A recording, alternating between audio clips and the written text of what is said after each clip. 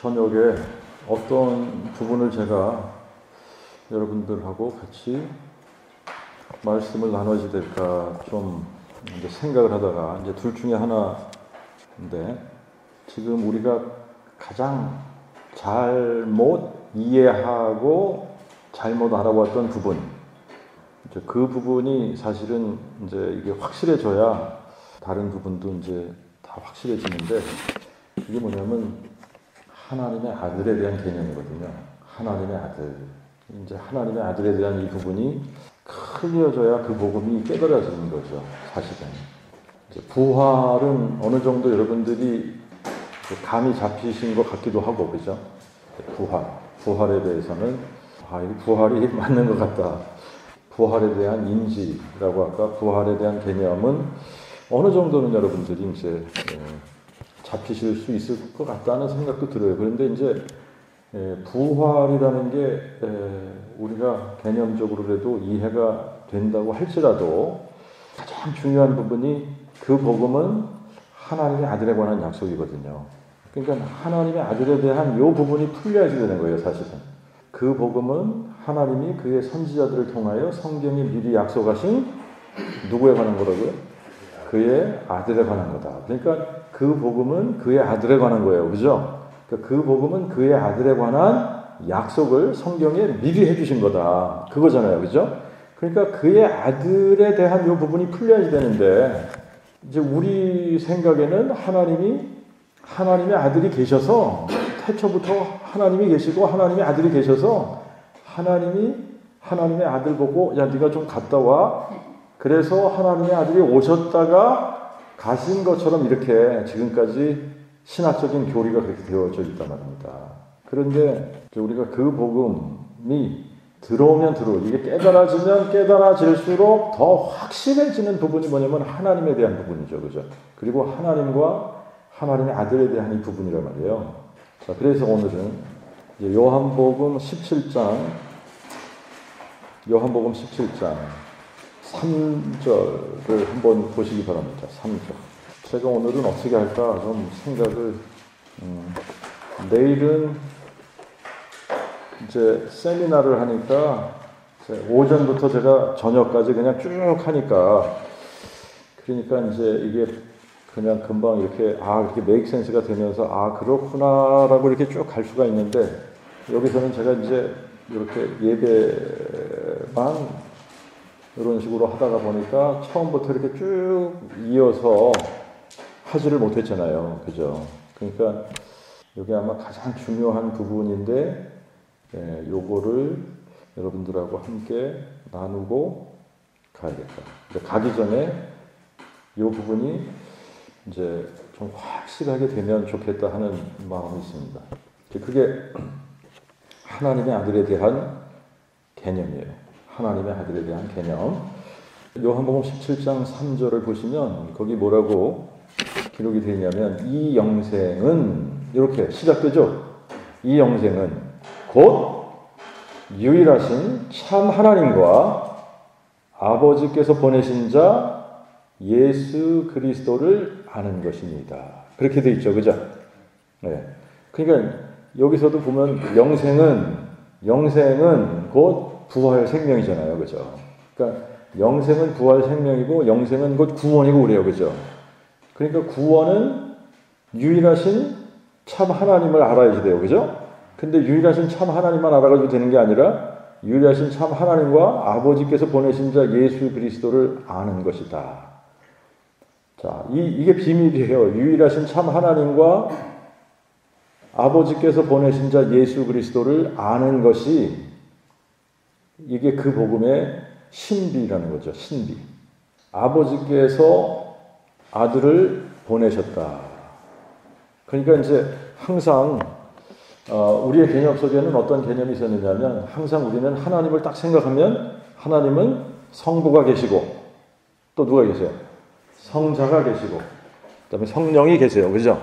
근데 이 개념이 사실은 이제 천주교에서 시작된 개념이죠. 그래서 그 사람들이 이렇게 어떻게 하는 건지, 어디서부터 시작하는 건지 모르는데, 여기서부터 시작해요? 예, 여기서 이렇게, 예. 이제 이렇게 뭐 어떻게 하는지 모르지만 좌우가 성부, 성자, 성령 뭐 이렇게 하잖아요, 그죠? 예, 예, 그런단 말이에요.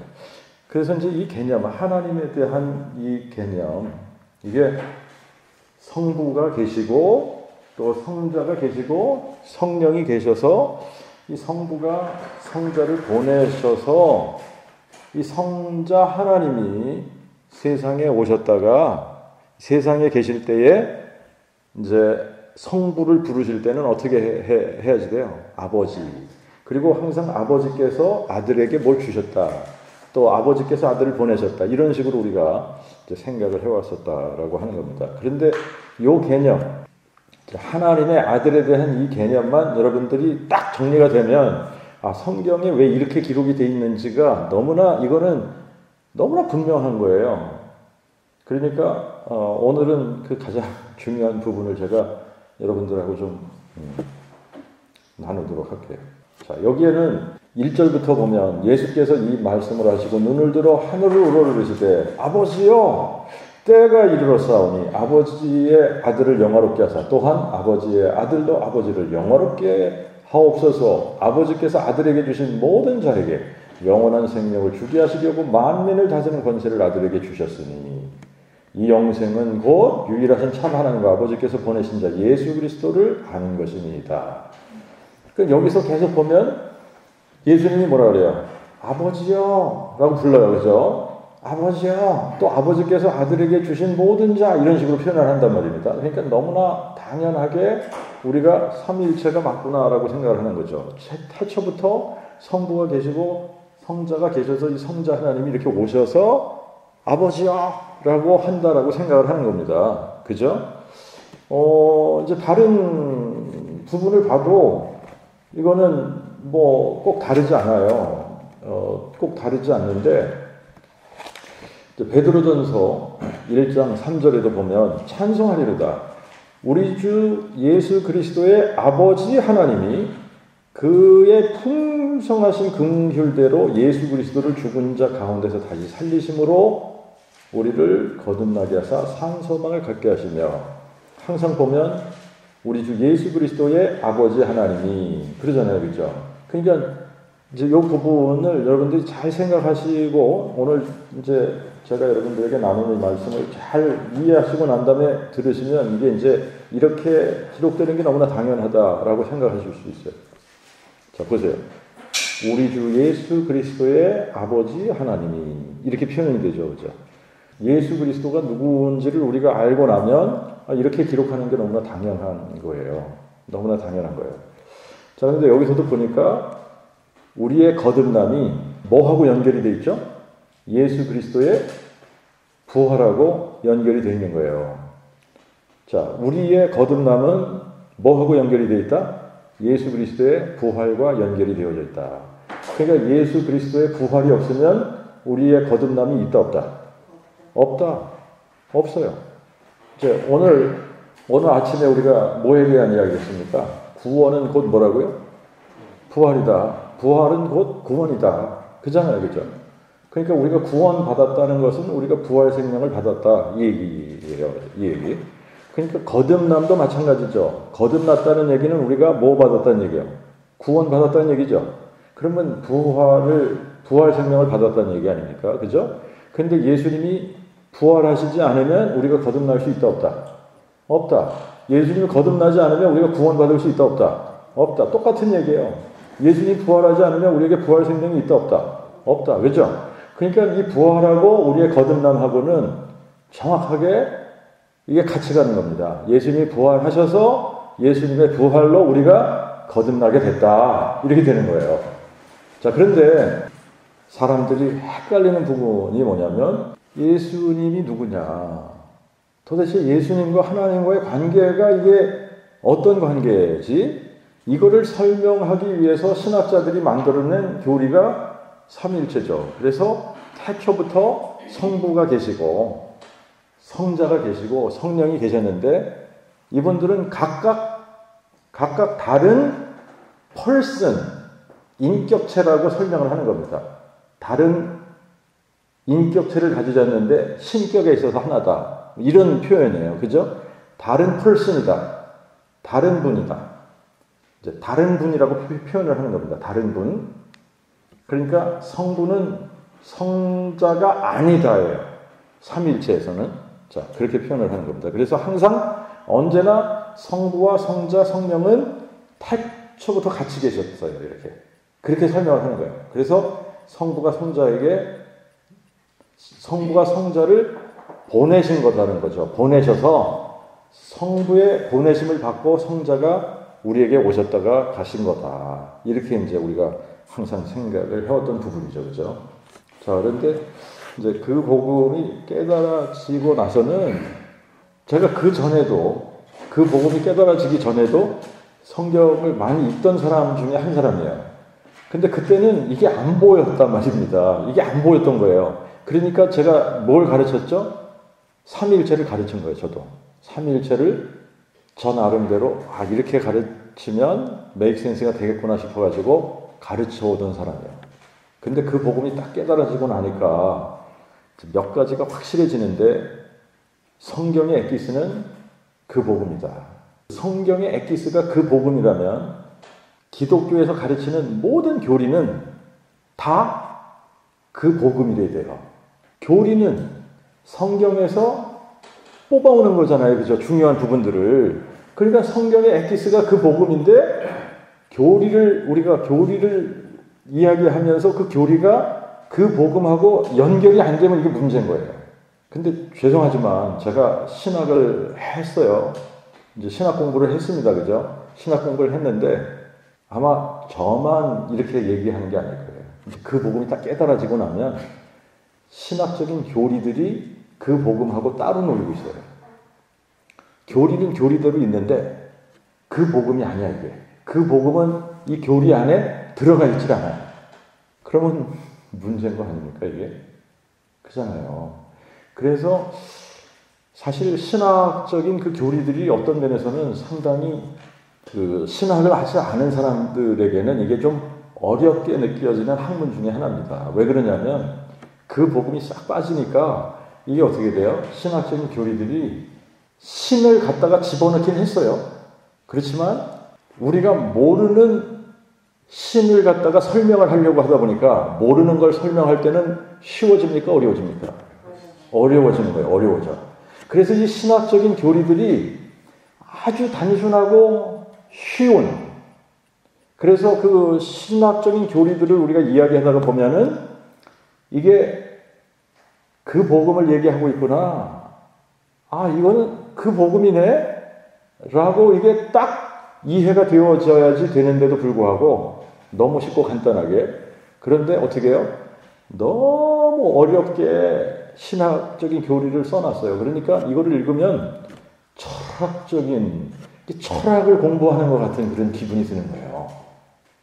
근데 그 복음이 딱 깨달아지고 나니까 너무너무 이거는 쉬운 거예요. 그래서 이제 제가 우리 친구하고 이제 전화로 이런 부분들을 얘기할 때 이게 신학적인 교리들이 다 그 복음이야. 그 복음을 이렇게 풀어주는 거예요. 얘기를 하니까 야, 영환아, 너 이거 이렇게 딱 준비를 해가지고 몇 강 할 거 이렇게 강의 쫙 이렇게 하면은 한 3박 4일 세미나 할 거 딱 되니까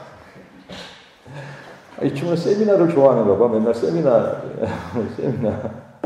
그 복음이 모든 교리 속에 다 들어가 있는 거예요. 그러니까 우리가 신론을 해도 그 복음이 되고, 기독론을 해도 그 복음이 되고, 성령론을 해도 그 복음이 되고, 구원론을 하면 뭐 확실하게 그 복음이고, 그잖아요. 인간론을 해도 그 복음이고, 교회론을 해도 그 복음이고, 종말론을 해도 그 복음이고, 이게 다 그 복음이에요. 그러면 맞잖아요. 그죠? 성경의 엑기스가 그 복음인 거예요. 그러면 성경의 중요한 교리들이, 기독교의 중요한 교리들이 그 복음으로 다 풀려야 되는 겁니다. 자, 그런데 이제 신학이라고 하는 이게 이제 발목을 딱 붙잡은 게 있습니다. 그게 뭐냐면 예수를 누구라고 해야지 되냐 이거예요. 예수를 누구라고 해야지 되냐. 여기 보니까 분명하게 이 부분을 보면 어떻게 들려지느냐 하면 아버지 하나님이 있고 예수님은 누구죠? 아들 하나님이야. 그러니까 객체인 것처럼 성부와 성자가 각각 다르다. 이게 너무나 여기서는 확실한 것 같잖아요. 그죠? 그러니까 태초부터 성부가 계시고 성자가 계시다. 그래서 성부가 성자를 보내신 거다. 이렇게 늘 생각할 수 있는 부분이에요. 근데 이제 이게 구약 성경을 읽으면 하나님의 아들에 대한 개념이 안 나온단 말이에요. 그러니까 고민이 되는 부분이에요. 그죠? 구약 성경을 읽다 보면 하나님의 아들에 대한 개념이 안 나오는데, 그러니까 어떤 분들은 어떻게 하냐면, 구약은 성부시대라는 거예요. 성부시대. 신약은 성자시대. 그리고 이제 예수님이 가시고 난 다음에는 성령시대다. 이런 식으로 또 그러면 그럴듯하니까 또 그런가 보다 또 그러는 거예요. 그죠? 자, 그런데 이제 그 복음으로 가서 다시 성경을 그 복음의 관점에서 읽혀져야지 되는 거죠. 읽다가 보니까 너무나 이제 중요한 부분인데, 왜 그러냐면 이게 하나님에 대한 개념이고, 기독교에 지금까지 기독교라고 하는 어떤 틀이, 이제 신학의 교리들이 그 틀을 가지고 있는 겁니다. 신학의 교리들이 기독교라고 하는 어떤 그 틀을 형성을 하고 있는 건데, 그 틀이 깨져야지 되니까, 이게 가장 중요한 신론에서부터 이게 깨져야지 되는 거니까. 그러면 이제 그거를 딱 붙들고 그걸로 박사 논문도 쓰고 뭐 이렇게 유명한 목사가 되고 그런 사람들은 그게 딱 깨지면 자기들의 모든 것이 어떻게 되죠? 이게 허물어져야지 되는데, 그러면 이제 이게 좀 심각해지거든요. 그러니까는 지금부터 이제 저를 공격하는 사람들이 지금부터 있어요. 그래서 남궁명한 목사 설교는 듣지 마라. 이단이다. 그래서 그 사람들이 저를 공격하는 그런 거를 제가 들었는데 그게 뭐냐면 양태론자라는 거예요. 제가 양태론자이기 때문에 이단이다. 근데 그분들이 양태론을 모르더라고. 제가 주장하는 거는 양태론이 아니거든요.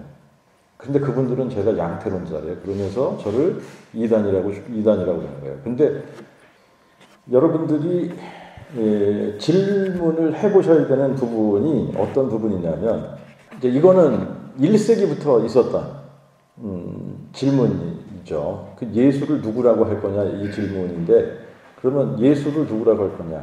우리하고 똑같은 몸을 가지고 있잖아요. 그죠? 그런데 우리하고 똑같은 몸을 가지고 있는데 이분을 하나님이라고 불러야지 될 거야? 아니면 사람이라고 불러야지 될 거야? 뭐 어떻게 불러야지 될 거야? 그런데 예수님이 하나님을 향해서 아버지라고 하고 하나님은 아들이라고 하니까, 하나님이 세상을 이처럼 사랑하사 독생자를 주셨다. 이렇게 표현을 하잖아요. 그러니까 이제 하나님의 아들이다. 그런데 이 하나님의 아들은 태초부터 같이 계셨다. 이렇게. 그런데 태초부터 같이 계셨는데, 그러면 이제 우리 인간들처럼 아버지, 엄마가 있어서 아들을 낳은 그런 개념이 아니라 그냥 하나님과 하나님의 본질은 이렇다는 거죠. 하나님 아버지가 계시고 태초부터 하나님 아들이 계시고 성령이 계시다는 거예요. 태초부터 이렇게. 그래서 태초부터 만세 전부터 영원까지 그렇게 존재하신다는 거죠. 그런데 이제 오늘 읽은 요한복음 17장 같은 이런 부분을 보면은 진짜 그렇게 느껴지는 부분입니다. 왜 그러냐면 아들에게 뭘 주셨다 그러고 아버지여라고 하고 뭐 이러잖아요. 그죠? 그러니까 아버지라고 그러고 아들이라고 그러니까 그런가 보다라고 생각을 하는데, 그 부분이 하나님의 아들에 대한 개념을 우리가 이해하면서 이 부분이 정리가 되어져야 되는 부분이에요. 먼저 우리가 이렇게 생각을 해봐야 됩니다. 하나님의 아들이라는 개념이 언제부터 생겨졌나라고 하는 거예요. 하나님의 아들이라는 개념이 언제부터 생겨졌나. 태초부터 하나님의 아들이 진짜 계셨다면 구약에서부터 하나님의 아들이라는 개념이 확실하게 드러나야 돼요. 그죠? 근데 구약에서는 여러분들이 한번 성경을 읽어보셨으면 이거는 너무나 확실해요. 구약에서는 하나님의 아들이라는 개념이 없잖아요. 없단 말입니다. 구약에서는 계속 하나님은 한 분이세요. 그죠? 하나님은 한 분이신데 그분의 이름이 뭐라고요? 여호와다. 여호와. 그죠? 여호와인데 여호와의 뜻이 뭐냐라고 이렇게 물으면 여호와는 어떤 뜻이 있다고요? 스스로 존재하는 자다. 스스로 존재하는 자. 근데 그 스스로 존재하시는 자인데 그 표현을 구약 성경에서 에흐예라고 했단 말이죠. 에흐예, 아슈르 에흐예 이렇게 하니까 I am who I am. 나는 나다. 하나님의 이름이 뭐지요? 그렇게 물었을 때 나는 나다. 이러니까 사람이 만약에 하나님을 부르게 되면 하나님의 이름이 나는이 돼버린 거잖아요. 그죠? 나는. 그러면 나는요, 나는 어쩌고 그러면 이게 어떤 오해를 불러일으키죠? 하나님을 부르는지 나는 어쩌고 저쩌고 나는 어쩌고 저쩌고 하는지 이게 굉장히 헷갈릴 거 아니에요. 그죠? 그러니까 하나님께서 너희가 나를 부를 때는 나는이라고 부르지 마.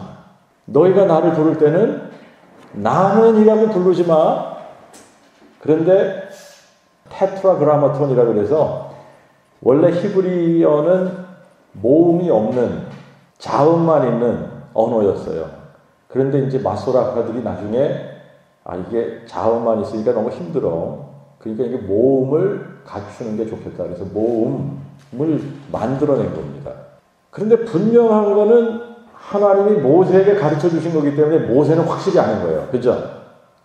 그래서 구전으로는 이게 내려간 거예요. 구전으로는 하나님의 이름을 어떤 식으로 부르는지, 어떻게 프로나운스를 하는지 정확하게 그 사람들은 알고 있는 겁니다. 그런데 그 사람들은 이게 너무나 거룩한 이름이기 때문에 함부로 발음할 수 있는 이름이 아니다. 그래서 발음을 할 때는 어떻게 발음을 했다고 그랬죠? 아도나이라고 발음을 한 거예요. 그 아도나이는 번역을 하면 주라는 거예요.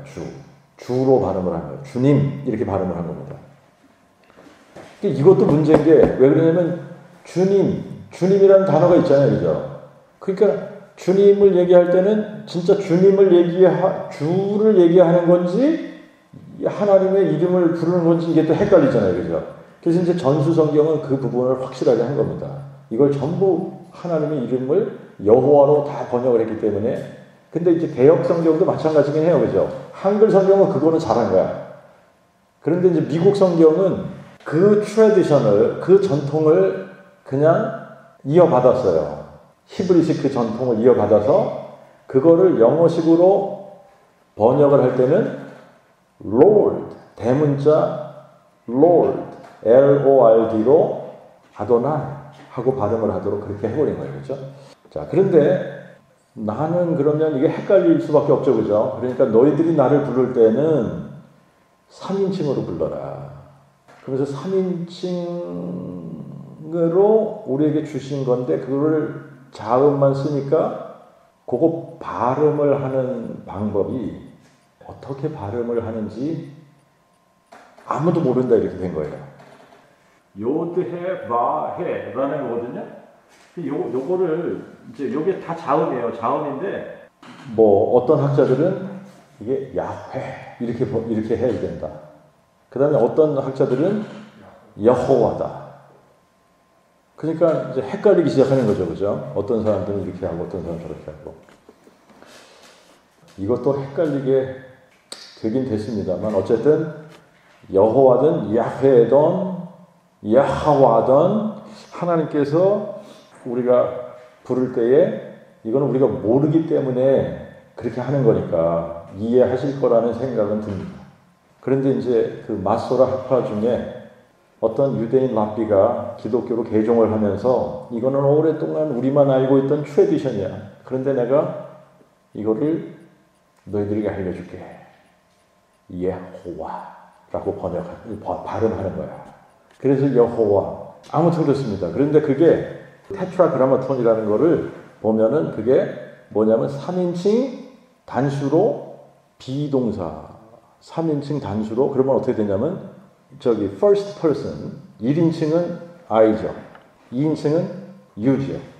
3인칭은 he든가 she든가 it이든가 이렇게 되죠. 그죠?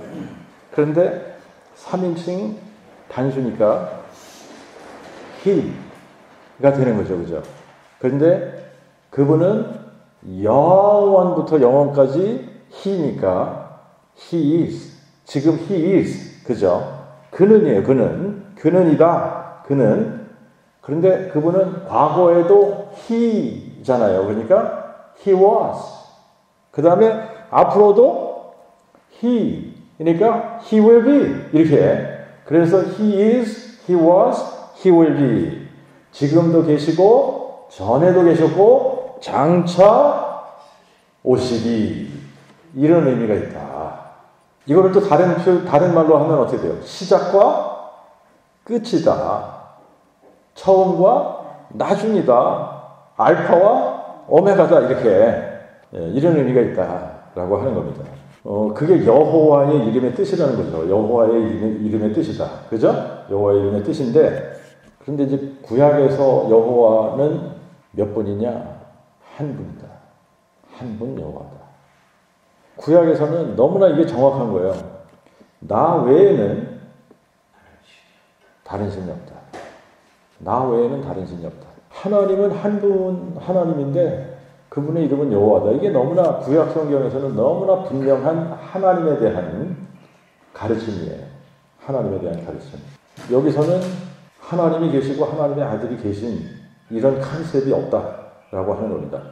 그런데 이제 어떻게 해요? 우리가 신약을 딱 열으니까 하나님이 계시고 하나님의 아들이 계신 거예요. 맞죠? 그러니까 신약에서는 하나님이 계시고 하나님의 아들이 계세요. 그러면 우리가 질문해야 되는 게 이겁니다. 신약은 하나님이 계시고 하나님의 아들이 계시는데 신약에서 하나님의 아들이 자꾸 하나님을 향해서 아버지라고 그러고 하나님은 또 아들이라고 그러고 그러니까 이 관계가 태초부터 시작된 관계.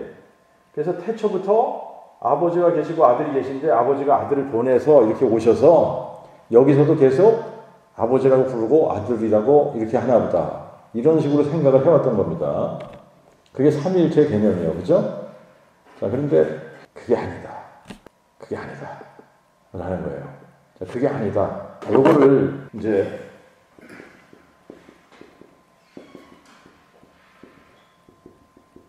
이렇게 삼위일체 성부, 성자, 성령. 그죠? 근데 이제 성자가 어떻게 해요? 세상에 성자가 오셨다가 가신 분이 성자 하나님이다. 이렇게 우리는 알고 있단 말입니다. 근데 성부는 성자냐? 이게 아니다는 거죠. 그죠? 그 성자가 성령이냐? 성령 아니라는 거죠. 성부가 성령이냐? 성령 아니라는 거예요. 그죠? 근데 성자 하나님이 세상에 오셨다가 가셨다. 우리는 이렇게 알고 있는 겁니다. 자, 그러면 요 개념으로 하면 이제 성부하고 성자는 태초부터 같이 계신 거예요. 그거를 이제 삼위일체를 설명할 때 요한복음 1장을 가지고 이렇게 설명을 하는 겁니다. 태초에 말씀이 계십니다. 그런데 이 말씀이 하나님과 함께 계셨다. 그래서 이 말씀이 곧 하나님이시다. 이거를 어떻게 이 삼위일체에서는 어떻게 해석이 돼요? 요게 말씀이야. 요게 성부야. 그죠? 성부는 그냥 하나님 아버지인 거예요. 그 다음에 성자는 말씀인 거예요. 말씀. 그래서 말씀이 세상에 오셨다. 그러니까 태초부터 하나님이 계시고 여기는 하나님. 말씀이 계셨는데 하나님이 말씀을 세상에 갔다 와 그래서 세상에 오셨다가 가셨다 이렇게 자꾸 얘기를 하는 겁니다. 그런데 요 개념하고요. 지금 보세요. 지금 이게 이제 만세전이라고 생각을 해요. 이거는 그냥 세상이 우리 인간 세상이 끝나고 영원으로 들어가는 거예요. 영원 후예요. 영원 후. 그죠? 영원 후. 이거는 만세전. 그리고 이게 이제 인간 세상 속에서의 시간이에요.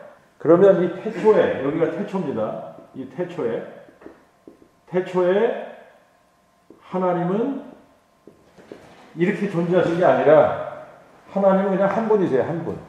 근데 이 하나님은 여호와세요. 여호와 하나님인 거예요. 그죠? 이렇게 한 분이 존재하는 겁니다. 그냥 하나님이 계시고 또 아들 하나님이 있고 또 성부 하나님이 있고 이런 식으로 존재하시는 게 아니라 그냥 하나님은 한 분이에요. 하나님은 한 분인데 여호와 하나님이 계신 겁니다. 그죠? 그런데 지금 보세요. 태초에 말씀이 계시니라 그랬잖아요. 그죠? 근데 말씀이 하나님과 함께 계셨으니 말씀은 곧 하나님이시다 이런 거예요. 그죠? 그러니까 하나님과 말씀은 이런 관계 아닙니까? 지금 이런 관계 아니에요? 그죠? 근데 지금 보세요. 말씀이라는 단어가 헬라 말로는 로고스예요. 로고스의 사전을 찾아보면 로고스는 말씀이라는 의미도 있어요. 그죠? 그런데 생각이라는 의미도 있는 거예요. 정신, 생각, 이성, 논리 이런 의미가 있는 거예요. 마인드라는 의미가 있는 거예요. 그러면요. 이렇게 생각을 해보셔야 됩니다. 여러분들의 마인드, 생각하고 여러분들의 말과 여러분 자신을 다른 거야. 이거는 달라. 라고 할 수 있어요?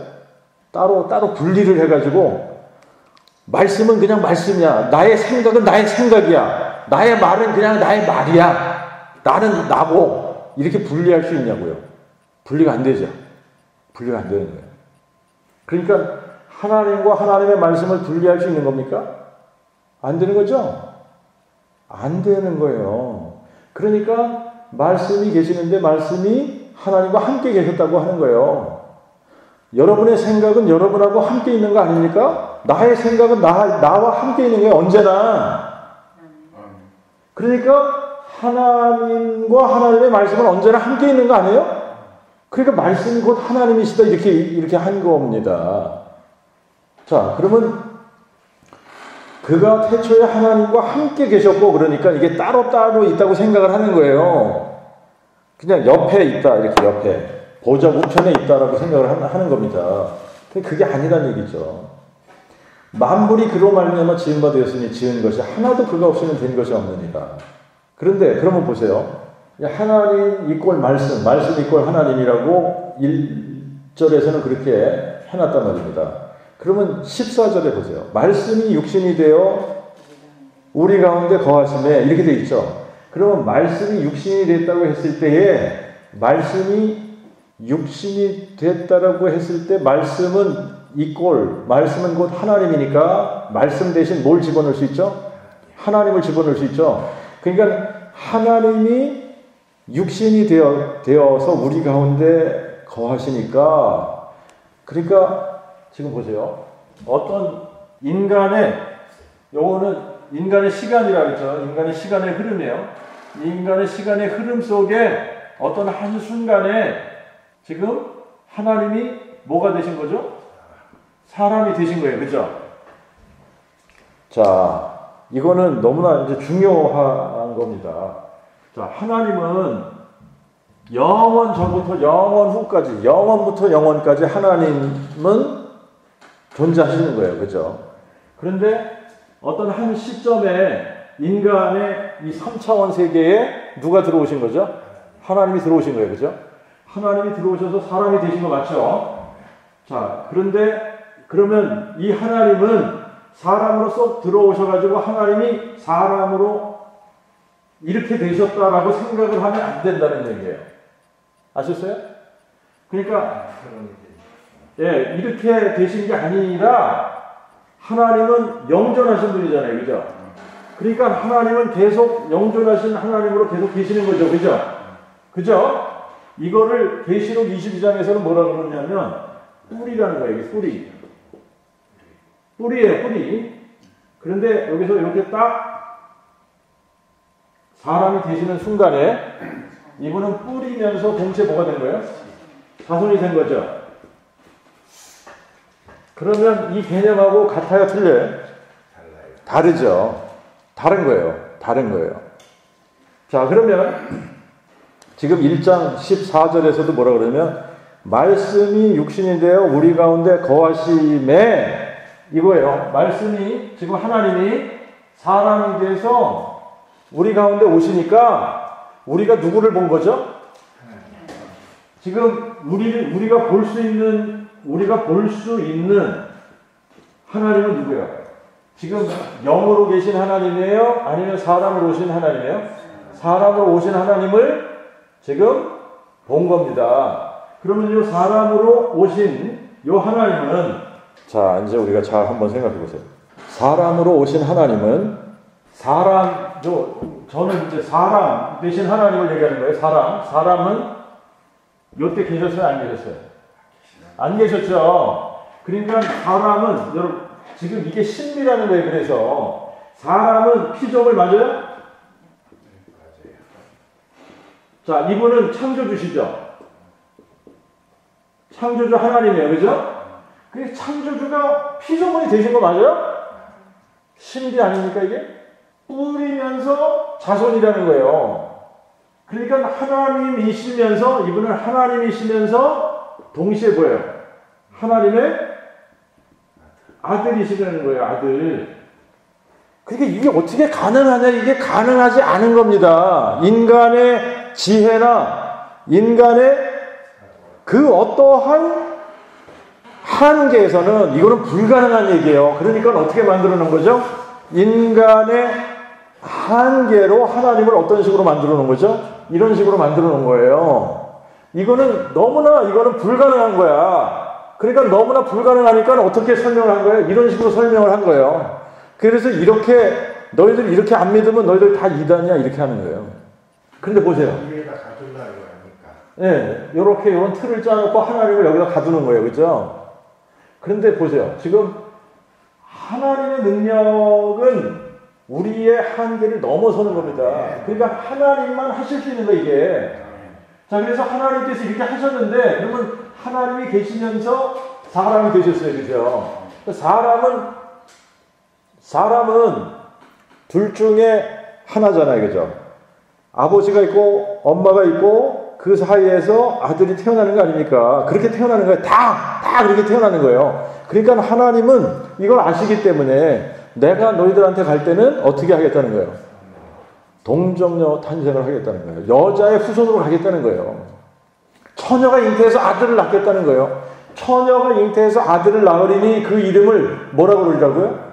임마누엘이라 하리라. 그러니까 임마누엘이라는 얘기가 뭐야? 하나님이 우리와 함께 하신다는 얘기죠. 그러니까 내가 너희와 함께 하기 위해서 처녀의 몸을 빌려서 너에게 갈 거야, 이 얘기를 하는 겁니다. 그렇잖아요. 그죠? 근데 그게 하나님의 아들을 내가 그런 식으로 보내줄 게가 아니라 하나님 그분이 자신이 직접 이런 식으로 오시겠다는 얘기를 하고 있는 거예요. 요게 이사야 9장 6절에 가서는 더더욱 분명하게 나타나죠. 그죠? 한 아기가 우리에게 나고 한 아들 우리에게 주신 바 되는데 그 어깨는 정사가 메었어요. 그죠?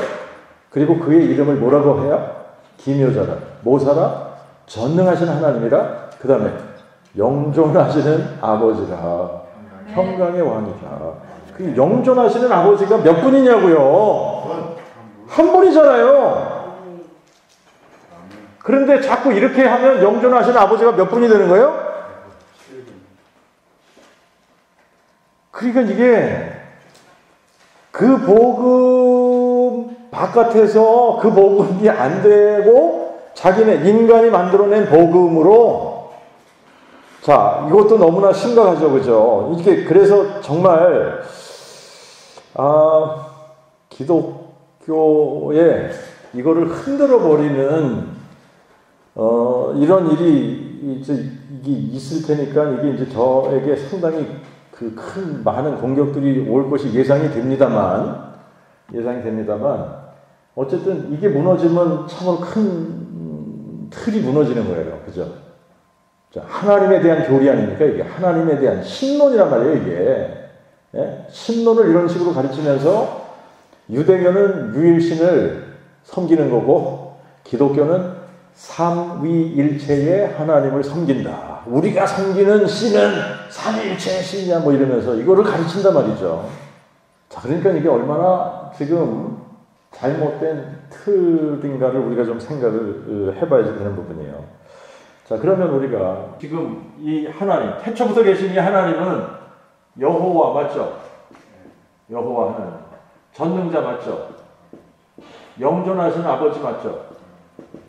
이분이 다윗의 뿌리 맞죠? 맞는 거예요. 그런데 지금 이 다윗의 뿌리가 어떻게 되셨다는 거죠? 사람이 되셨다는 거죠? 다윗의 자손이 되셨다는 거예요.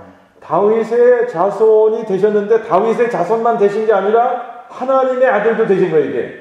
자, 그러니까 이게 너무나 또 더 신비로운 거죠, 그죠?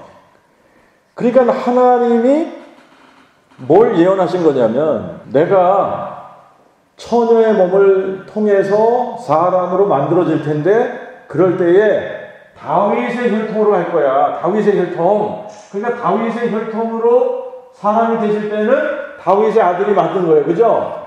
그러니까 다윗의 아들이면서 또 이분은 하나님이 또 사람이 되신 거 아닙니까? 그죠? 지존자의 능력으로 된 거잖아요. 그죠? 그러니까 누가 아버지야? 하나님이 아버지잖아요. 그죠? 그러니까 하나님이면서 동시에 뭐가 된 거예요? 하나님의 아들이 된 거예요. 자, 그러면 지금 요 사건이 없어요. 그러면 지금 하나님의 아들은 있는 겁니까? 없는 겁니까? 하나님의 아들은 없는 거예요. 아시겠죠? 이 사건, 하나님이 사람 되시는 요 사건이 없으면 하나님은 하나님으로 그냥 계시는 거야, 그냥. 이분은 여호와 하나님 전능자 영존하시는 아버지 다윗의 뿌리로만 계시는 거예요. 아시겠죠? 하나님의 아들은 없는 거예요. 없는 거라고요. 하나님의 아들이 없는 거예요. 아멘 되시죠? 그런데 이분이 사람이 딱 돼서, 자, 이거를 빌립보서 2장 6절에는 사람으로 만들어지셨다 이렇게 돼요. 사람으로, 우리는 사람의 모양으로 나타나셨다 이러는데 영어 성경을 보면 사람의 모양으로 만들어지셨다. 만들어지셨으니까 피조물 맞죠? 어떻게 전능자, 창조주가 어떻게 피조물이 됩니까? 지금 말도 안 되는 얘기를 하는데 이게 그 복음이라는 얘기예요. 하나님이 사람이 되셨어요. 그래서 그 사람을 보니까 아버지의 독생자의 영광이라는 거예요. 그러니까 이때부터 사람으로 오신 이분이 이름이 뭐예요? 예수죠. 그러니까 예수는 다윗의, 지금 정확하게 계시록 22장 16절에 뭐라고 그래요? 나 예수는 다윗의 뿌리요? 자손이니 그러잖아요. 그죠? 나 예수는 다윗의 뿌리인 동시에 다윗의 자손이라고 얘기하잖아요. 그죠? 아멘. 이게 무슨 양태론입니까? 양태론을 알지도 못하면서 양태론자라고 그러는 거예요. 이게 무슨 양태론이에요. 그죠? 네. 이거는 무슨 논으로 만들 수가 없는 거예요. 왜 그런 논을 만들어가지고 왜 우리가 하나님 놀이를 하려고 그러냐고요. 우리는 하나님 놀이 하면 안 되는 거 맞죠? 그냥 있는 그대로 다윗의 뿌리가 다윗의 자손 되신 분. 그 성경에 있는 대로만 얘기하면 되잖아요. 그죠? 자, 그러니까 언제부터 하나님의 아들이라는 개념이 생긴 거죠? 그러면 하나님이 사람 되시는 그때부터 하나님의 아들이라는 개념이 생긴 거예요. 이때부터 하나님의 아들이라는 타이틀이 하나님이 사람 되신 분한테는 하나님이신 동시에 이분은 또 하나님의 아들이라는 타이틀을 받은 거죠. 그러니까 이거는 어떤 식으로 이렇게 존재할 수 있냐? 아무도 몰라. 하나님만 아시는 거야, 이거는. 그러니까 이게 신비라는 겁니다. 이게 그 복음의 신비라는 거예요. 이거를 풀어버리면 어떻게 돼? 내가 하나님보다 위에 있는 거야. 아무도 풀 수 없는 신비입니다, 이거는. 그냥 있는 그대로 우리가 하나님이 사람 되셨구나. 근데 어떻게 됐지? 신비다. 신비는 신비로 놔둬야지 신비인 거지. 이거를 내가 풀었다 그러면 더 이상 신비가 아닌 거예요. 예. 그러면 여러분들이 하나님의 아들이라는 개념, 이제 그 복음이 뭐예요? 그 복음은 하나님이 그의 선지자들 통하여 성경에 미리 약속한 그의 아들에 관한 것이다. 그러니까 그의 아들에 관한 것이 하나님이 사람 되시는 분을 그의 아들에 관한 것이라 그러면 하나님이 뭐에 대해서 약속하신 겁니까? 자기 자신이 사람으로 오실 것에 대한 약속이라는 거예요. 그러면 구약 성경에서도 그 복음, 계속 그 복음 선포를 해왔던 거죠. 그죠? 내가 가리라. 자, 그러면 이제 여러분들이 한번 보세요. 로마서 9장 5절 보세요. 로마서 9장 5절. 로마서 9장 5절에 뭐라 그러냐면 조상들도 저희 것이요 육신으로 하면 그리스도가 저희에게 나셨으니 그렇죠? 그리스도는 이 얘기예요. 그죠? 그리스도는 만물 위에 계셔서 세세에 찬송받으실 하나님이시니라. 아멘. 자, 만약에 태초부터 하나님의 아들이라고 이렇게 존재하고 있었다면 이걸 어떻게 기록했어야 되는지 여러분들. 자, 조상들도 저희 것이요 육신으로 하면 그리스도가 저에게 나셨으니 그리스도는 만물 위에 계셔서 세세에 찬송받으실 하나님의 아들이시니라. 이렇게 했어야 되는 거 아닙니까? 하나님이라고 그러잖아요. 그죠? 그러니까 하나님은 한 분이에요? 두 분이에요? 세 분이에요? 몇 분이에요? 한 분이라고 그러죠. 한 분. 한 분. 근데 한 분이신 하나님의 이름이 뭐라고요? 여호와. 그러니까 여호와가 사람 되신 분이 누구라고요? 그리스도라고요. 그리스도. 자, 그러면 또 이제 여러분들 어디를 찾아보시냐면 빌립보서 2장 6절, 7절을 보죠. 빌립보서 2장 6절, 7절에 보면 뭐라 그래요? 그는 근본 하나님의 본체시나. 그렇게 나오죠? 여기서 그가 누굽니까? 예수님은 근본 하나님의 뭐라고요? 하나님의 아들이 아니라 하나님의 본체라고 그랬죠. 하나님 자신이란 얘기죠. 그는 하나님 자신인데 하나님과 동등됨을 취할 것으로 여기지 아니하셨다는 거 아니에요. 이것도 신비해요. 어떻게 이렇게 할 수 있는지. 자기를 비워 종의 형체를 가져 사람의 모양으로 나타나셨고, 그런데 이 표현이 잘못됐다고요. 번역이.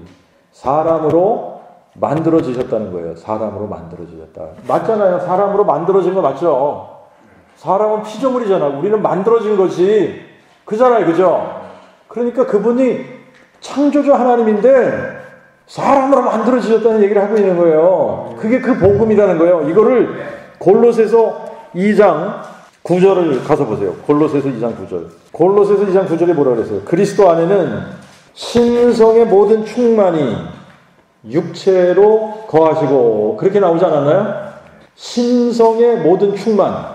이거를 우리가 다른 말로 표현하면 뭐예요? 하나님의 모든 충만이죠. 하나님의 모든 충만 아닙니까? 하나님의 모든 충만이 어디에 거한다는 거예요? 인간의 몸에, 육체, 몸에. 그러니까 사람인데 이 안에 뭐가 가득 채워져 있다고요? 신격의 모든 것이 이거를 어떻게 우리가 이해할 수 있는 거냐고요. 사람 안에 하나님의 모든 것이 어떻게 들어가냔 말이에요. 그죠? 그런데 하나님이 사람 되신 이분한테는 이게 비밀인 거예요. 그래서 어떻게 사람인데 우리가 보면 딱 우리하고 다를 게 없는 사람이에요. 우리보다 훨씬 못생겼다고요. 그런데 그 안에 뭐가 가득 차 있다고요? 그러니까 이걸 어떻게 우리가 이거를 이해할 수 있냐고요. 이건 이해할 수 없는 부분이에요. 그죠? 이해할 수 없는 부분이기 때문에 비밀이다 라고 표현을 하는 겁니다. 비밀이다. 비밀이라고 표현하는 거예요. 이 비밀은 창세 이래로 모든 세대에 감추어 있던 것인데 이제는 우리에게 나타났다. 이 비밀은 너희 안에 계신 그리스도니. 그 다음에 2장 2절 골로새서 2장 2절에는 하나님 아버지와 그리스도의 비밀이라고 표현을 했어요. 이는 너희로 마음의 위안을 받고 사랑 안에서 연합하여 원만하고 확신과 풍요한 깨달음에 이르러 하나님 아버지와 그리스도의 비밀을 밝히 알게 하려 함이니. 여러분 그리스도의 비밀이라고 그랬잖아요. 그죠? 그리스도의 비밀. 이게 뭐예요? 그리스도의 비밀이 뭐예요? 그리스도는 우리 눈으로 보면 사람인데 이분은 뭐라는 거예요? 하나님이시라는 얘기를 하고 있는 거예요. 이 부분을 우리가 생각하면 생각할수록 너무나 놀라운 신비다라고 하는 겁니다. 디도서 2장 13절에도 위대하신 하나님 곧 우리 구주 예수 그리스도 이렇게 나와요. 우리 구주 예수 그리스도가 위대하신 하나님이라는 거예요. 위대하신 하나님. 그리고 유다서 4절에도 보면 유일하신 주제 하나님, 유일하신 주제 하나님, 유일하신 주제 하나님. 그러면 하나님은 주제 하나님은 한 분이라는 거 아닙니까? 그죠? 곧 우리 주 예수 그리스도. 이렇게 나오는 거예요. 자, 그러면 이제 여러분들이 지금 우리가 요한복음 17장 3절을 읽었습니다만 요한복음 17장 3절에 이 영생은 유일하신 참 하나님과 아버지께서 보내신 자 예수 그리스도를 아는 것이다 그랬죠. 그죠? 이렇게 알고 있으면 어떻게 돼요? 여러분, 자, 이거 보세요. 이렇게 알고 있으면 우리가 유일하신 참 하나님과 아버지께서 보내신 자 예수 그리스도를 바르게 아는 겁니까? 모르는 겁니까? 모르는 거죠. 이렇게 알고 있으면. 이거는 어떤 면에서 우리가 다른 하나님을 믿고 있다고 해도 과언이 아니에요. 그잖아요? 여러분 보세요. 여러분이나 저나 우리의 생각이 우리를 만들어가는 겁니다. 맞아요? 틀려요? 우리의 생각이 우리를 만들어간다고 해도 돼요? 안 돼요? 여러분들의 생각이 얼마나 중요한지 아시죠? 생각이 바뀌면 사람이 바뀌어요? 안 바뀌어요? 바뀌죠? 생각은 너무나 중요한 거예요. 그런데 잘못된 생각을 넣어주는 거잖아요, 이게. 잘못된 교리인데 잘못된 교리를 우리 안에 넣어주는 거예요. 그러면 우리 안에 잘못된 생각이 들어오는 거예요. 근데 이거는 너무너무나 중요한 부분인데 하나님에 대한 부분이지 않습니까? 그러니까 늘 이런 개념을 가지고 있으면 우리가 너무 성부, 하나님 아버지 그러면서 하나님 아버지만 부르면 우리가 누구한테 조금 미안해지죠?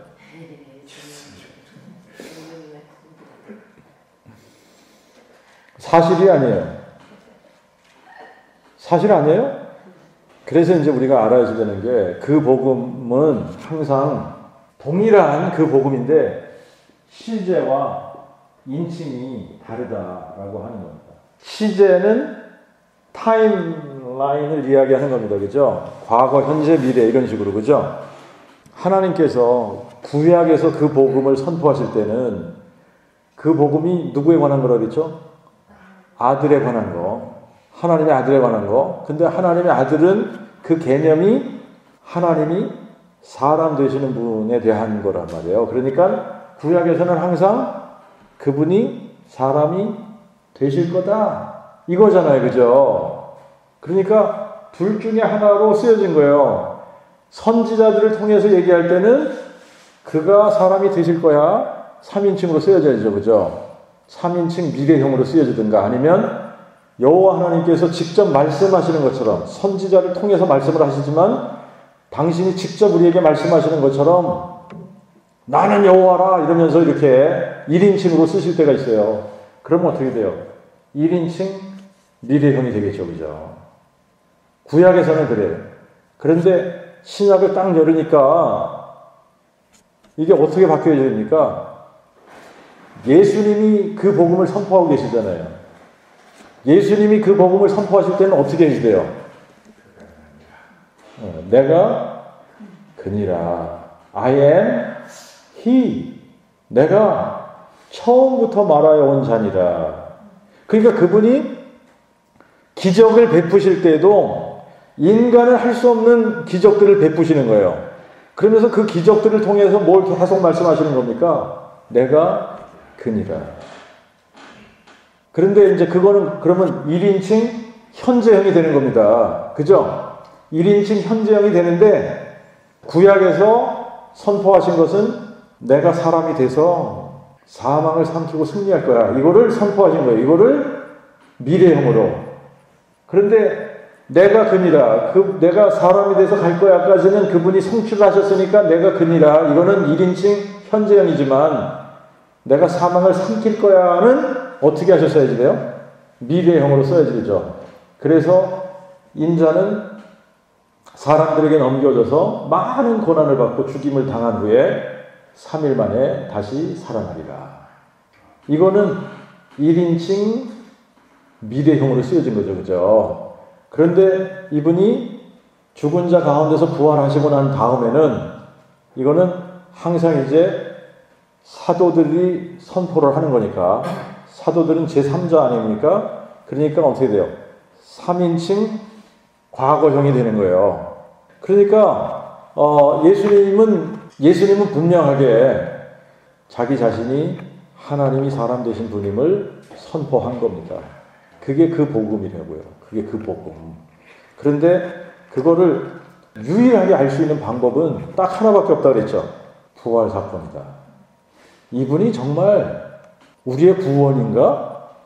이분이 정말 영원한 생명을 가지신 분인가? 자, 이것도 여러분 보세요. 성부, 성자, 성령의 개념으로 이거를 풀면 어떻게 되냐면 성부가 성자를 보내셨잖아요. 그죠? 그러면 성부가 성자를 보냈으니까 누가 누구를 살린 거냐면 성부가 성자를 살려낸 거예요. 그죠? 그래서 어떤 목회학 박사를 했다고 하는 허접한 인생이 뭐라고 글을 써놨냐면요. 그거를 또 인터넷에까지 올려놨단 말입니다. 예수는 자기 스스로 살아날 능력이 없다는 거예요. 부활할 능력이 없다.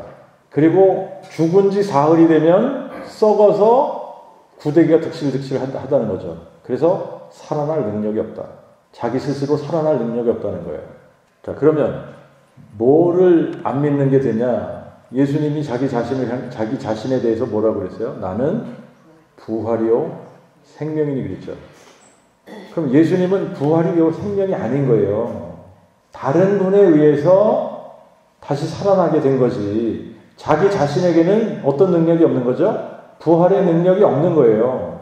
로마서 5장 8절에 뭐라고 나왔습니까? 로마서 5장 8절. 그리스도께서 뭐라고 나왔죠?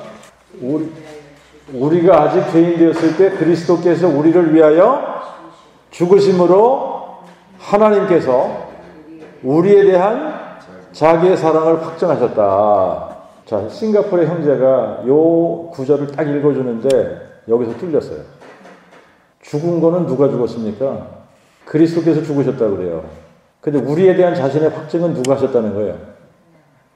만약에 성부, 성자, 성령 이런 식으로 다른 식으로 하면 성부는 그냥 성자를 보내셔서 대신 죽게 하고 성부는 그냥 보낸 것밖에 없잖아요. 그죠? 보낸 것밖에 없어요. 그죠? 그래서 성자 하나님이 오셔서 우리를 위해서 죽으셨어요. 그죠? 그런데 누구의 사랑이 확증됐다고 얘기를 하는 거예요? 성부의 사랑이 확증됐다 이렇게 얘기하는 거잖아요. 그죠? 말이 되는 겁니까? 안 되는 겁니까? 죽은 건 누군데? 그리스도께서 죽으셨는데 확증은 그러면 이거를 우리가 따로따로 생각하면 이거는 말이 안 되는 거예요. 그죠? 근데 하나님이 사람 되신 분이 그리스도라고 한다면 이거는 너무나 정확한 표현이죠. 그죠?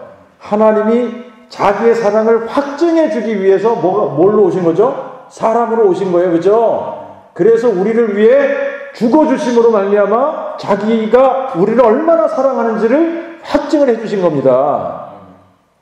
그러면 정확하게 맞는 얘기가 되는 거예요. 그래서 이제 이 모든 것들이 부활 사건으로만 풀리는 겁니다. 부활 사건으로만. 이제 예수님이 우리를 위해 죽으셨어요. 그죠? 그런데 부활이 안 됐다. 그러면 어떻게 되는 겁니까? 이분은 전능자가 아닌 거예요. 이분은 부활이고 생명이 아닌 거예요. 맞죠? 근데 이분이 자기 자신에 대해서 하나님 한 게 있잖아요. 자기 자신에 대해서 나는 부활이고 생명이다. 내가 부활이고 생명이야. 그러면 이분은 그거를 증명을 해 주셔야지 돼. 우리에게 자기가 정말 부활이고 생명인지를 증명해줘야 돼. 그걸 증명해줄 방법은 딱 하나밖에 없어요. 그죠? 죽었다가 다시 살아나는 거예요. 죽었다가 다시 살아나는 거. 근데 죽었다가 다시 살아나는데 그것도 저는 왜 많고 많은 죽음의 방법 중에 왜 십자가 사건을 택하셨을까를 생각을 해보면 인간들이 얼마나 악한지 이렇게 예수님께서 죽은 자 가운데서 부활하신 것이 역사 속에 기록이 되어져 있는데도 이게 확증이 된 역사적인 사건임에도 불구하고 그거 뭐 예수의 시체를 가져간 거야 부터 시작을 해서 어떤 헛소리들을 많이 하죠. 그냥 잠시 기절했던 거지 죽은 게 아니야. 잠시 기절했던 게 아니다라고 하는 것을 이렇게 말이죠. 인간들이 헛소리 할 거를 하나님께서 아신 거예요. 그러니까 여러분 십자가에 못 박아 죽으시는 것으로 끝나신 게 아니에요. 예수님은 여기다가 한 가지 더 이제 거기서 죽으셨어요. 그죠? 죽으셨어요. 근데 진짜 죽었어 안 죽었어 이거를 확인하기 위해서 창으로 옆구리를 찔렀단 말입니다. 그런데 이제 예수님은 십자가 이렇게 달리시고 이제 인간들은 요 밑에 있지 않습니까? 그죠? 그러니까 예수님이 여기에 이렇게 어떻게 이렇게 머리가 이렇게 돼야지 되는 거죠, 그죠? 이렇게 그죠? 그러면 좀 얘를 조금 크게 그려야겠네 이렇게 그죠? 그러니까 얘가 이렇게 창으로 옆구리를 찌는 거예요, 그죠? 그러면 여러분 보세요. 이 창이 여기서 이렇게 들어가면 여기서 이렇게 일자로 들어가면 심장을 안 건드릴 수가 있어요. 근데 여기서 이렇게 위로 들어가니까 뭐를 딱 관통하게 되어져 있느냐면 심장을 관통하게 되어져 있는 거예요. 심장을 관통하면 무슨 일이 이루어지냐? 물과 피가 여러분 사람을 이렇게 딱 찌르면 뭐가 나오죠? 피가 나오지 물이 나옵니까? 근데 예수님은 어떻게 기다렸어요? 물과 피를 다 쏟으셨다 그랬잖아요. 사람 몸속에는 물이 분명히 있는 거예요. 그죠? 이게 심장이 파열된 증거라는 거예요. 의학적으로. 심장이 파열이 되면 이게 피하고 섞여지지 않은 물이 그냥 물하고 피로 나뉘어진다는 거죠. 자, 그러니까 여러분 보세요. 하나님은 전능자 맞으시죠? 인간들이 예수님의 부활에 대해서 그냥 그 기절했다가 살아난 거지 뭘 이러는 인간들이 있을 거라는 것도 아시는 거예요. 그죠? 그러니까 하나님이 죽으시는데 완전히 죽어서 살 가망이 없다라고 하는 것이 사람들로부터 뭐가 되어야 되죠? 확증이 되어야 되는 거예요. 확증이. 그러니까 이거는 도저히 불가능하다고 생각을 하는 거예요. 사람들은. 뭐가 불가능하다고 생각하는 거죠? 다시 살아날 가능성이 없다. 죽었어. 이거는 확실하게 죽었다고. 어떻게 사냐 근데. 못 살아. 살았다고 그러니까 뭘 봤다고요? 헛개비를 본 거지. 여러분 이게 믿기가 힘든 거예요. 여러분 한번 잘 생각해 보세요. 예수가 십자가에 죽었다는 믿을 수 있다 없다? 예수가 십자가에 죽었다. 이거는 예수가 십자가에 죽으셨다는요. 믿지 말라고 해도 믿어 이거는 다. 근데 여러분들이 요거를 정리를 하셔야 됩니다. 자, 어떤 사실을 내가 인지하고 아는 것과 그것을 내 마음에 믿는 것은 다른 거예요. 우리가 예수님에 대해서 부활을 마음에 믿어야 되는데 이 부활이 역사적인 사건이에요. 그렇기 때문에 이 부활은 역사적인 사건이기 때문에 객관적인 증거란 말입니다. 이것은 팩트라고요. 이것은 사실이라고요. 그러니까 사실이기 때문에 어떤 사실에 대해서 아는 것을 가지고 내가 마음에 믿는다고 착각할 수 있다는 얘기예요.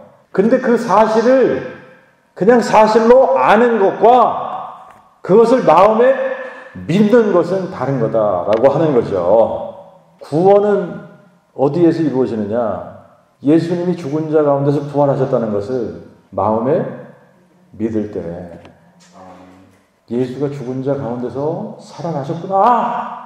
이게 내 마음에 믿어지는 순간에 하나님께서 나에게 구원을 주신다. 이게 약속 아닙니까? 하나님께서 나에게 구원을 주시는데 그 구원이 뭐라 그랬어요? 죽은 자가 살아나는 게 구원이라고 그랬죠. 그러면 부활 생명을 우리에게 주신다는 얘기예요. 그래서 보세요. 부활 생명이 우리에게 있는 사람들만 하나님께서 세상에 다시 오실 때 그 사람들만 살려내는 거예요. 요거는 너무나 중요한 포인트를 제가 여러분들에게 말씀을 드리는 겁니다. 부활이 없으면 그리스도께서 부활하지 않으셨다는 거 아니에요? 그리스도께서 부활하지 않으셨으면 너희의 믿음이 헛되고 너희는 여전히 너희 죄 가운데 있느니라. 이랬죠? 부활은 이게 팩트예요. 팩트. 사실이란 말입니다. 사실인데 요 사실을 갖다가 내가 머릿속으로 인지하고 그냥 있다고 인정할게. 인정하는 거. 사실로 아는 것과 마음에 믿는 것은 분명히 달라요. 그러니까 우리가 예수의 부활을 믿는 것은 이것이 사실이기 때문에 믿는 건데 이거를 마음에 믿을 때 하나님께서 우리에게 구원을 주시겠다고 약속을 하는 겁니다. 근데 그 구원이 부활이라고요. 부활 생명을 우리에게 주신다는 얘기예요. 근데 만약에 내가 믿지 않으면 알기는 알아요. 근데 내가 믿지는 않아. 알기는 알지만 나는 믿지는 않아. 그러면 이게 뭐하고 똑같으냐면 그 사람에게 부활이 있는 거예요, 없는 거예요? 그 사람이 오케이. fact. 예수님이 십자가에 죽으시고 부활하셨다. 오케이. 나도 알아요. 마음에는 믿지 않아. 그러면 구원이 임해요, 안 임해요? 구원이 임하지 않죠? 왜 안 임하는지 여러분들이 아셔야 되는데 믿지 않으면 아는 것 가지고는 부활을 믿지 않는 그 사람에게는 그 사람은 부활이 없는 거예요. 아시겠어요? 무슨 얘기인지 알죠? 그 사람에게는 부활은 사실이야. 사실이지만 믿지 않는 그 사람에게는 그 사람에게 국한돼서 그 사람에게는 부활이라는 건 없는 거예요. 왜? 안 믿으니까. 제 얘기가 이해가 되시나요? 안 믿기 때문에 그 사람에게는 부활이 없는 겁니다. 그러면 부활이 없으면 어떻게 된다 그랬어요? 그 사람의 믿음은 헛되고 그 사람의 죄는 여전히 있다. 예수님이 우리의 죄 때문에 십자가에 죽으신 것이 사실이죠. 그죠? 그런데 부활을 마음에 믿지 않으면 그것이 그 사람에게는 아무 소용이 없다는 얘기예요. 근데 대부분의 사람들이 알고 있는 거를 나도 마음으로 믿어요 이래요. 그러면 뭐라고 질문하셔야 되는지 아시죠? 그러면 지금까지 마음으로 믿으면 어떻게 되냐면 증인이 되지. 부활의 증인으로 사셨나요? 물어봐야 될 거 아니에요. 그죠? 저는 정확하게 6년 전에 부활의 증인이 됐습니다. 그러니까 20년 제가 목회하는 동안에는 왜 부활의 증인이 못 됐어요? 머리로는 아는데 마음에는 어떻게 해요? 믿지 않은 거예요. 머리로 아는 것을 내가 뭐라고 착각한 거죠? 마음에 믿는다고 착각했던 겁니다. 그러니까 제가 뭐가 안 될 수밖에 없죠? 증인이 안 되는 거예요. 그러니까 증인이 안 되면 어떻게 할 수밖에 없냐면요. 이게 하나의 그냥 아는, 인지하는 거기 때문에 사람을 만나도 부활을 증거할 수가 없어요. 그죠? 그리고 부활이 그렇게 중요한 게 아니야. 그럼 어떻게 해요? 이 부활을 선포하는 거는 언제만 하면 되는지 아시죠? 1년에 한 번만 하면 되는 거예요. 부활절 때. 제가 그렇게 살아왔어요. 20년 동안 그랬던 사람입니다. 그러면 제가 부활의 증인이라고 할 수 있는 겁니까? 아니죠. 아닌 거예요. 그러니까 우리는 너무나 많은 경우에 내가 머리로 인지하고 알고 있는 것을 내가 마음에 믿는다고 착각하는 거예요. 자, 이거는 너무나 놀라운 소식입니다.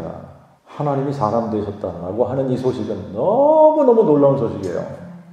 근데 그것이 무엇으로만 알아지느냐? 부활로만 알아지는 거예요. 그래서 부활이 마음에 딱 믿어지고 나면 예수님이 나의 주, 나의 하나님이 되시는 겁니다. 그래서 자연스러운 굴복이 일어나는 거예요. 굴복. 그분 앞에 무릎을 꿇게 되는 거예요. 하나님의 아들에 대한 개념. 정리가 되셨나요? 네, 같이 기도하겠습니다.